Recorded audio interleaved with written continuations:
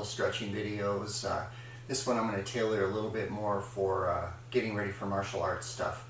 And that just requires some similar stuff that you've seen already. I just want to add a couple things just to make sure that you know, the hips are fluid and the legs and everything in the back woke up, all that kind of stuff. That requires a lot of turning in martial arts, and we want to make sure everything's up. Alright, so I just like to start off with some half jacks. I've seen this in the workout office. Maybe 10 or 15. I won't do a ton of these because I just want to do this for demonstration purposes. But you don't have to do the full extension. You just want to kind of get those legs woke up. Then I add a little flare to it, and I drop out to the side. What I'm doing here is I'm starting to wake up these edges of my hips and my lower back here. When that ball joint sitting right here does that rocking back and forth, it starts opening up all of this group through here. Down the line, you'll find that as you get more mobile through here, a lot of your back problems are going to go away, my friends. Okay? We're going to build that core for support, flexibility and mobility, range of motion. Okay? Some arm circles. We'll start on our way down.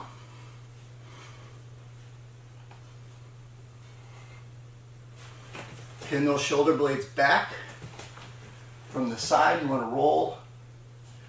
You can tilt back just a little bit. As I mentioned, we get about 30 degrees flexion in our spine. And then forward.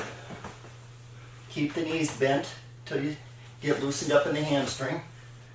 Want to be able to touch the floor, whether it be in a locked out position or bent knee. Start with the bent knee. Then, when I'm down there in this position, what I'll do is I'll slide out to one side and start working this inner groin. And I'll just shift my weight, kind of similar to a yoga pose. I'm just not turning into full warrior. Okay. Don't want to forget about the neck, so what I'll do is I generally don't go forward and backwards. It's a little hard on the C vertebrae, but I will go side to side.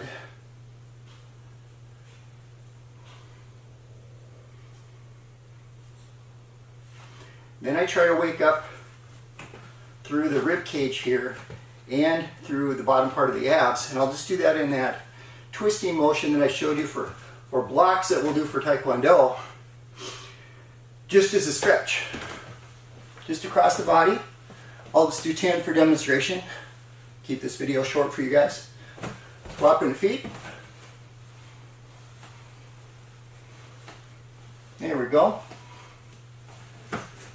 Now, as we move down into the legs, assuming we've kind of got things woke up a little bit and we're moving around decently, I like to switch gears, as I showed you on the other stretching, and use a stability ball. Again, this is a 55 centimeter ball, and it's excellent for just using it as a crutch. Okay, all we want to do is create just a little bit of control, so as we loosen up these legs, we can just use that little support system. Okay, nothing wrong with that. Toes down, as you guys remember. Okay, pull it back, ease back so you get that glute involved. And then we want to pick up that back leg, feel that stretch through that quad, keeping this knee 90 degrees.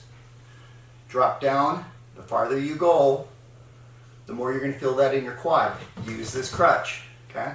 So if you're hands off, that's a fantastic stretch. Coming out of it, just drop that back knee. Okay? Swap the sides.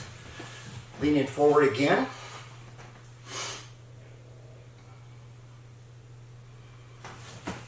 Toe pointed.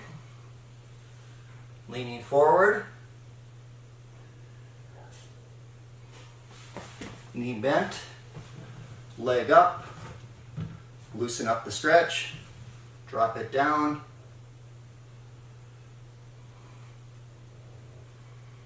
Okay? So that takes care of the front part of the leg. So let's go back to that original position and pull those toes back this time. Drop in the weight load. Use your hands or your elbows here. Control the down angle. Pull the toes back, my friends. As I mentioned before, that'll kick in that stretch from the Achilles all the way up to the back side of the upper hamstring here. And you just hold that stretch 20-30 seconds and start teaching it a range of motion. Okay? Now you can elongate that stretch as I've shown you before. So you're right here. Nice, deep stretch. Back side of the hamstring, top part of the quad.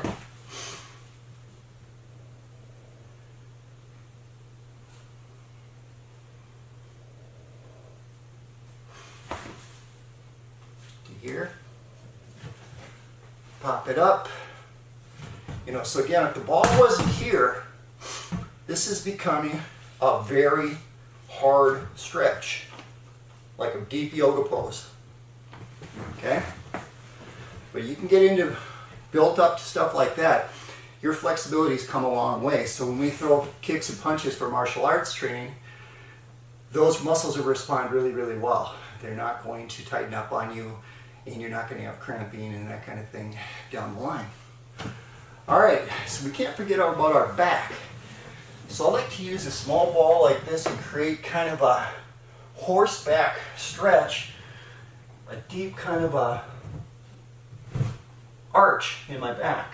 Match that C curve of my back. And what I'm doing is I'm just letting these trap muscles in the middle of my back loosen up a little bit.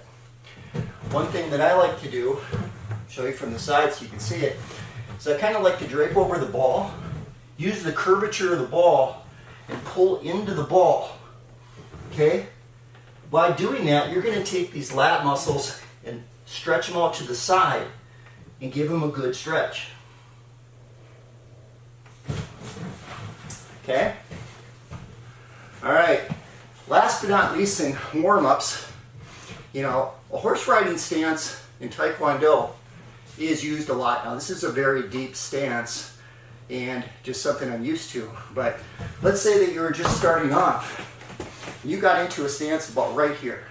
Okay? Toes pointed semi outward, and you know, balance is 50-50. And what's really nice about this horse riding stance is you can stretch the groin as hard or as easy as you want to. It just is controlled by that down angle that you drop your weight load. So when I was going through training, we used to lock arms and sit in a stance like this for 20 minutes at a time. And we would be like asking to stop, and our instructor would hold us there. But what it did is it built up a tremendous stamina and strength in your quads and your back upper hamstrings. Okay? So to do that with a ball, all I'm doing is using that crutch, sliding out into, you know, a very deep horse riding stance. You know, I can do the full splits, but for demonstrations, we'll stay right here. All right, so all I'm doing is I'm using a little down gravity with my hands and controlling how much pressure I put on my groin. Okay? Incidentally, if they start to cramp up, you know, a good way to roll out of this is just drop your torso, put your hands down, drop your knees, you come out of it. A little harder to just pop right up. All right. Okay. I wanted to keep this one short, this stretching video. Just use it as a tutorial. So I want to finish up with one little stretch that I showed you before, but is pretty important, is ball joints. So, excuse me, is that ball joint is put through the test. So here's a little trick that I show my private clients. By the way, that rattling around is the sand inside there designed so this won't roll away. So I'll simulate a side kick by putting my toes up on the ball here. Okay? Turn my footwork out like I was going to execute a side kick. Okay, and I just lightly touch something, and I train my hip joint to stretch by using a ball. Okay, I can control the angle out, the depth or distance I want to stretch.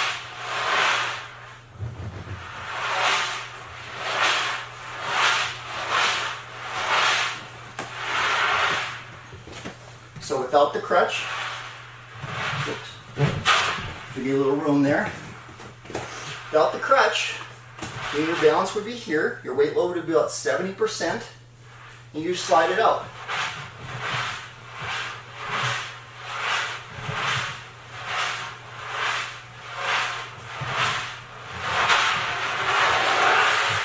What that does, my friends, is this whole group of muscle through here, those hip flexors, stabilizers, effectors, all those muscles that you're not thinking about that you're using, you're giving it a good stretch, okay? And that's really important. So if we do something where we're rotating our hips, such as a roundhouse kick or a side kick, we put that to the test by how we switch and shift our hip. So for a side kick, we would turn that foot out, as I'll show you in demonstrations, to balance, pick up that knee and drive it in to our target. Okay? So you would, if you were holding a stretch, it would be right there. You would turn your hip over, eyes in your butt, and point your toes outward, and let your hip roll to the kick. Okay? If we're throwing a roundhouse kick, as we'll do here in demonstration, it would be the same kind of thing where we would take the weight off the heel, pivot, but what I'm trying to get to in this stretch is that rollover of the hip utilizes all those stretches I just showed you. So if you're pivoting and you're kicking, okay, whether it be that way or the opposite side, you're using that hip girdle and cranking it back and forth. Okay? Imperative that you stretch those. Alright, that's martial arts stretching. Don't forget to do that. Take your time and ease into this. You'll be flexible before you know it. For Eric, Next Level Theory, see you in class.